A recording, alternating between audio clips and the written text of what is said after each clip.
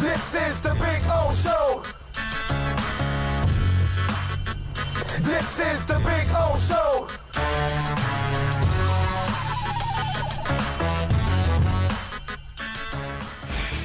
All righty, we promised you we're going to talk a little baseball because baseball has been very, very good to me. And Craig Mish, well, he's always great to us, always kind enough to join us to talk a little baseball here on the program. Follow him on Twitter at Craig Mish. Mishmeister, how you doing, my man? I'm doing well, Orlando. What's going on? How are you? Very good, my brother. I see, the MLS is working its way back. I see the NFL. I see hockey. I see basketball. Everybody's working on getting back, but they're more worried about getting back health-wise. Meanwhile, baseball has got to fight over money, my brother. What the hell is going on, and can these guys figure it out finally? I don't have the answer to that right now. I do think that they will, and I think that they realize, sort of what's at stake here because you don't want to sacrifice the future for the present. But it's tough because the players feel that they had a deal done in March, essentially. The owners feel that deal was done predicated on fans returning, and they appear to be at a stalemate at the moment. So the owners are going to have to bend in some way because the players don't appear that they're willing to. And the players that I've spoken to essentially are saying that, they had agreed upon a deal and they're holding fast to that. So it's kind of sad the state that we're in now with all this, but I believe there will inevitably be baseball. Yeah, and what are you believing? Did they really agree? Because there's a couple stories out there that they agreed on the prorated deal, but that the owners also and the players, that there was some conversation that if there wasn't fans, that they knew that deal was not going to be a good one. Is there any truth to that? And then the follow-up is now you've got this whole pay scale thing where your biggest stars are taking the biggest cuts out of all of them. That kind of doesn't make sense when those are the guys that actually put fannies in the seats. So walk us through what's real, what's Memorex here, man. Yeah, I think the players do have to make some concessions, and I do think that they have to understand that with no fans being there, regardless of what was said or not, that in the 82-game season or 100-game season or whatever it is, I do think that some concessions would have to be made because there are no fans. On the owner side of it, I think using the excuse of not making money or losing money is also something that they're going to have to concede, because essentially the way that at least I look at it is that what you're essentially doing is making a charitable donation because of this COVID for the next 3 months. And you got to take a hit. You do. The executives are all taking hits, and I think the ownership does have to take some hit for the betterment of the country. And instead of donating your $1 million or $2 million or $10 million or whatever it is, and you're a billionaire, I think that these owners need to just step up essentially and say, hey, rather than making a donation to a cause, we're making a donation to the country, and we're going to take a hit, and we're going to let the players play, and they'll still be okay regardless. Make no mistake about it. The kind of people that own teams are not somebody that's going to need to worry about their next meal. So I think that's essentially what's going to need to happen, and I do think eventually that it will. As far as what was said specifically, Orlando, in those meetings, I don't know. I wasn't there, and certainly some of the leaks that are coming out aren't indicating specifically what was said either, because at that level, you're talking about Rob Manfred, Tony Clark, and very few others. You're not talking about leadership councils of Major League Baseball teams. And those are the kind of people that I'm able to communicate with. I'm not having direct access with Tony Clark or Rob Manfred, so I don't know the answer to that direct question you asked me. All right, so then what do you think about Bauer now, dude, going after Scott Boras, because Boras is apparently meddling in some of this stuff, and obviously he controls a lot of the big names in the sport. What are you hearing about what Boras might be doing behind the scenes and why Trevor Bauer is calling him out? Well, I think that Scott Boras has a very strong voice in the industry. Mm-hmm. And so when he shares his opinions, there's a possibility that people that do what I do would share those. and make them public. I don't know that he has a direct, I don't know if he has a direct effect on this, but if he's willing to talk and come up with ideas, what happens is that those get communicated through the media, Orlando, and then at that point it could be misconstrued as having control over the situation. So I wouldn't look at the two as being the same. Okay. All right. So, where's the cutoff here, my man? Because we're already at the end of May, and at one point or another, we need to get these guys back out there. It's going to take them a month to get back in a groove easily. So we know that June is gone. If you would start on June 1st, we know they're not starting on June 1st. So where is the cutoff here? At what point can they get those 80 games in? Yeah, next week sometime they're going to have to make a decision. It doesn't have to be Monday, but I think that by the end of the week next week something will have to happen, or else it's kind of pointless at that point. I mean, there is some sort of soft deadline of June 10th, and the idea would be at that point, if there was a deadline of the 10th, you would give everybody a week to get in. They'll come back on the 17th. Have the week of the 17th to 24th, and then the first week in July, and then start in mid-July, which would still enable an 82-game season. But I think that's kind of it. I think that beyond that, you'd be looking at no season at all, and I don't think that there would be any point to starting a season in August. I know the NHL has essentially said, we don't care, we'll start in August, September, December, January, it doesn't matter. But for baseball, at this point, because they have a collective bargaining agreement and one that's going to have to be looked at in 2021, I think that you're looking at essentially either they start in July or they don't play. Now, when Max Scherzer says there's no reason to engage with MLB in any further compensation reductions, I mean, I'm with you. I think they eventually will get this done, but there's a part of me here that says there's a major hurdle going on here, and I don't know how they overcome it within a week. So how does that happen? Well, I mean, I think that it has to come from some other players outside of the leadership council that's involved in the negotiations. They have to basically decide, hey, look, some of the things that we want, we are going to get, and some that we won't. But what the owners are probably going to have to understand is they're going to have to pay the players. They're going to have to pay the players, and they're not going to take less money in a very significant way, which is what the first negotiation tactic was. But Orlando, I just don't know how this is different than in any other negotiation, with the exception of the two sides are leaking it so it can become public to kind of put egg on the face of the other side. And I think that's going to continue to happen. It's very unfortunate for me because, as I put out on Twitter the other day, the last thing that these guys should have understood that you want to do is do this in the day and age of social media where everything is going to come out. Orlando, you remember 1994 when there was a strike. Yes. And what happened when there was that strike? What did we do? We sat around all day. Nothing happened. And then at 5 o'clock, we turned on ESPN and we found out through SportsCenter what the latest was. Now, every second of every leak of every minute, we're getting it on Twitter. And that's a bad thing for baseball. And they should have known that this was going to happen. But it's kind of too late for that. I think it will continue. But I do think that eventually they'll realize that it's better for the games to be played than not. And I think that stuff will get itself sorted out. So, and last question on this part of the Sure. baseball conversation: who does make the concession? Do you think the owners do? Do you think that? Yeah. Okay. I think they do. It's the same thing as this. It's like, look, you for many years were basically the cream of the crop. When terrestrial radio was worth doing.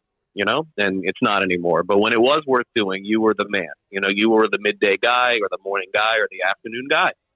And when the boss at one of the radio stations that you've worked for in the past would have come to you and basically offered you the least amount of money possible, Orlando, there's a good chance that you would go back to them and you would say, wow, this deal sucks. It's insulting. I feel awful. But you just know that they know that they're willing to pay you more, but hey, you never know. Maybe you'll accept less. Right. And I just don't think that there's, it's just part of negotiation, I think. And I don't even think that it's a lot more than that. They basically, the owners put two different proposals together that were completely unrealistic, but eventually you come to some sort of middle ground. And I think that the players will come to some sort of middle ground also. And I'm hopeful that next week we'll come back and we'll look at this as just posturing. I can't say that with certainty, but there just aren't a lot of people that I talk to that are overly worried that this isn't going to happen. I don't know. I mean, I guess that's the way it's being portrayed, but I got to tell you, Orlando, every single thing in life that's portrayed on Twitter is negative, right? Yeah. I mean, it's all negativity. There's almost no positivity on that app. So I don't see how this is any different than anything else except for we're hearing about the play-by-play. That's it. Yeah. And I don't know, man, maybe it's because people have short-term memories. I don't. And I'm not a Yankee or an Expos fan. But as a baseball fan, I still haven't recovered from 94 because I know we were headed for one hell of a World Series with those two teams. And I just hope baseball doesn't screw up again and, doesn't have a season and doesn't have a champion. Because I don't think this sport can take that many hits like that. It's already falling down on the totem pole. And they just keep making all these mistakes, and it's baffling to me how it continues with this sport. I would say that sentiment that you have is accurate in terms of baseball falling down the totem pole. I would say that that's accurate. It's fallen behind football and it's fallen behind basketball, but I don't think that that's going to change no matter what. And where I would disagree with you is that while all of these things have fallen and somebody like yourself has not been as interested since then, and that's fair, and I think that there are a lot of people that share that sentiment, and again, it's fallen to the third most popular sport, why are teams, Orlando, still being sold for $1 billion? Why? Why is that still happening if things are so bad? Things are great for baseball, and they still will be. It's just it'll never get back to number one. I mean, football will always be one. And I probably believe basketball will always be two, and baseball will be the third fiddle. And I don't see it falling behind hockey. Oh no, it will fall behind the MLS by 2030. You can bet your life on it that soccer will pass baseball in the next 10 years because young people care more about it. And as for the money, they're still being sold that way for now. But that turn is coming because less money will start coming in from all these TV contracts because the ratings aren't there, the interest is not there, and these TV companies see that, Mish. So that's coming. That cycle is now going to come to baseball, and they're going to get a little walloped like hockey was, and they're going to get minimalized like hockey, and they're going to be a fringe sport like hockey. That's what baseball is going to become. Listen, we've been great friends for almost 30 years. We're not going to agree on everything, and this is just one that I won't agree with you on. Yeah, no, I know, but you're a seam head. That's why. No, listen. If I was being non-transparent, I would say that baseball's still number one, and it's the best sport in the world, and it's the most popular sport in the world. I feel like I'm realistic with it, and I just don't. And that's no indictment on MLS. I just don't see baseball going anywhere. I think it's stuck where it is. It's not getting better. It's not getting, it could get worse. It could fall even further down. But in terms of popularity in this country, I don't think baseball's going anywhere except for number three. Because I personally don't think anything that's out there, at least to my knowledge, that will surpass it. Now, you have an opinion that MLS will. I don't share that opinion. Yeah, there's no doubt. I mean, young people, man, it's what they like. International soccer, and I know this league here is obviously grown a lot. And I think over the next 10 years, I think baseball. Well, let me know when an MLS team gets sold for $1 billion and has that kind of revenue in terms of the television contract in the next 10 years, and then I'll agree with you. Until then, I don't agree. No, I know that. I mean, they're only being sold now for $500 million right now. They're not being sold for $1 billion yet. They're not at that point. But I mean, the fact that they're already up to that area, that tells you that they're moving in the right direction, considering it's a league that was losing money 20 years ago. Now it's a league that's making money. And, again, young people, man, it's what I see. You could be right. You could be right, but I don't see it. But you could be right. Yeah. It's I'm a baseball fan, but it's old. It's people my age or older that are the main component that's made up of them. All right, so let me get to the good news here. Because I'm glad there's good news because I don't have any. Well, no, we do have good news because we don't give, I like to be fair. And, hearing that the Marlins are paying their minor leaguers through August, I thought that, watching what's going on with the Oakland A's, watching that the Boston Bruins owner is a billionaire and doesn't want to pay his, people. And I see Vinny Viola and Doug Sifu are paying their people through the pandemic. I see the Marlins are paying their minor leaguers through August. Hey, man, for all the shots that we take at the Marlins, let's give them a little love when they do something that's right, that shows some humanity. I thought that was cool because prior ownership would not be doing this. Yeah, no, it's a smart move on their part, and I think that some of it is humanitarian and some of it is also strategic. And the strategic part of this, again, in my opinion, is the fact that you have a 5-round Major League Baseball draft coming up in 2 weeks, right? And the question has to be asked at this point: what is going to happen with all the players that would have been drafted in 2020 and are not? And the answer is very similar to the NFL draft, which is 7 rounds. And you've seen this play out before. Immediately after the draft, every one of those players that was coveted gets called by 2, 3, 5, 10, 20 NFL teams and says, hey, come play for us. Right. And they outline some of the ideas as to what the future could potentially hold if you join the organization. In this particular situation, the maximum amount of money, Orlando, that these teams can offer to players after 5 rounds is $20,000. So everyone is going to be fighting over the same players and convincing them to come join the organization. And I don't think that offering them a Chipotle gift card is going to get it done. So what they're probably going to have to do is convince them that their organization is better than others. And I think that the Marlins have basically set the standard here, along with the Padres, and I believe there are a couple other teams, maybe the Mariners. I'd have to check this morning and see who's jumped on board with that.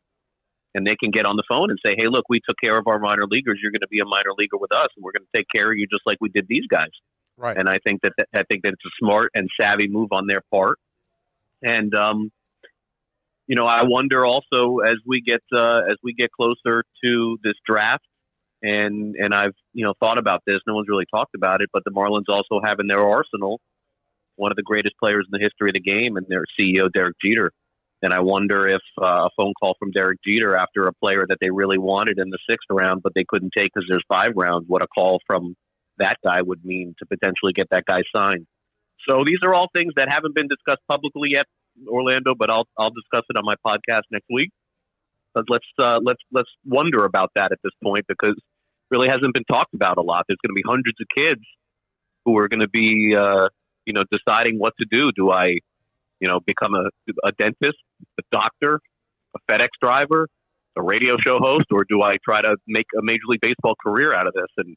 And I wonder where this is going to go in baseball. This is an unprecedented thing. You used to have 30, 40 rounds of an MLB draft, and they have 5.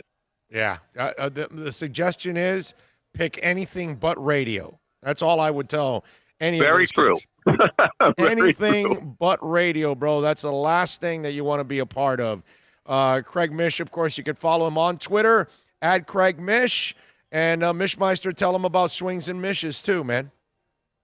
Well, Swings and Mishes has been on a little bit of a hiatus because we haven't really had a lot of baseball to talk about. We actually have had very limited podcast episodes just due to everything that's happened, waiting for news. And while I am a fun speculator of free agency and players, and I do like to have fun on Twitter, it's been no fun to have baseball at all. So I've been relatively quiet with this. But next week we will be back, and we will do a 2020 draft preview. Hopefully we'll have a preview of the baseball season as well, if that's what it is. And we'll have episodes on our podcast and it's on iTunes and Android and everywhere where you hear a podcast, it's there. And listen, we produce episodes, 52 weeks out of the year when there's baseball. But unfortunately, due to what's happened, it's been really hard to just produce content on nothing or retro games. I mean, I'm kind of over that at this point. It's been almost 3 months. So starting next week, we'll be back with a draft. If there's a season, then we'll be back every single week. And you can find us on Twitter @Swings and Mishes. And, of course, me on Twitter @CraigMish. And happy to be back with my sports grid company as well. working with them for the next year also. So I'll be remaining doing shows with them every day, 11 a.m. to 1 p.m. Eastern. That's right, 11 to 1 on Sports Grid. Go to sportsgrid.com. Hey, one question from a listener. He says, what would be the one change baseball could make to increase fan numbers?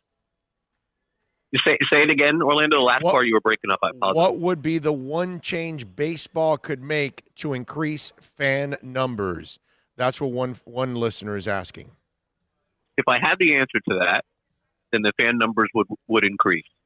But what I do think is that the NBA in particular is the model that I think that baseball needs to try and follow, which is personalities, sneakers, gear, social media, in your face, social media. Baseball's done their part with social media, and they're trying to do that. Not the players, dude. The players are not on social media. They need to be. You can't force kids to do what they're not going to do. But the league has to be the one to put their players out there, and the faces and the names of all the top NBA guys. And part of it is people want to replicate that. I mean, the sneaker industry and these sneakerheads buying and selling sneakers online is like one of the massive parts of what that game is. And baseball won't even allow these guys to wear their own gear half the time, man. I think that's something that has to change. And players need to be able to put their own stuff out there, their own opinions, what they want to wear, their own colors. And the other thing, too, is that from an international point of view, what we've done is, unfortunately, we've lost the biggest thing that we had going for us with this World Baseball Classic next year. So, look, for me, I think that the ideas of having the players out front on social media, as you said, is a really good idea. But the league has to be the one to market their players better. That's to me the way that it has to go. There you go. Follow him on Twitter and catch him at the Sports Grid at Craig Mish. He's at the Sports Grid 11 to 1. He is Craig Mish. Craig, as always, you are a stud, my brother. Thank you for taking some time. We really appreciate it. Anytime. Thanks for having me, as always. Be safe. You got it. There you go, Craig Mish. It's a beautiful thing. Go ahead and call David Dwork right away. Forget the break. We'll go straight into David Dwork. We do want to remind you that VSS West Pines is a proud sponsor of our program. Jose and all the great people out there. We love Jose, man. 12397 Pembroke Road for all of your CBD needs. Go there, please. Hookahs, water pipes, you name it, rolling papers. Listen, don't go to those hookah bars because you want a social distance. Get your own hookah at home. Save yourself a lot of money and enjoy your hookah at home. Go to VSS West Pines, 12397 Pembroke Road. By the way, I would tell you this. Baseball needs to make it cool again to be a baseball player. It's not cool to play baseball. Kids don't think baseball is cool. Players need to market the game. Make it cool. Get out there. Be in commercials, promos. Be on social media. Go at each other. Have fun. Bust each other's butts, nuts, chops, whatever it takes. Okay? I'm telling you. That's what you got to do. Make baseball cool again.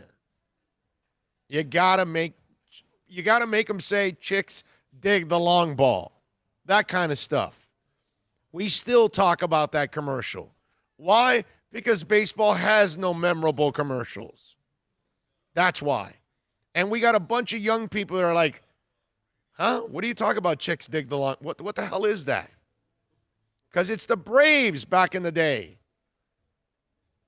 You got to come up with a marketing campaign every year, every couple of months. Was that Glavine and Maddox? Yes. Come on, man. Make baseball cool. Baseball is not cool. That's the problem. Baseball was always cool when I was a kid. All right? You got to get back to that.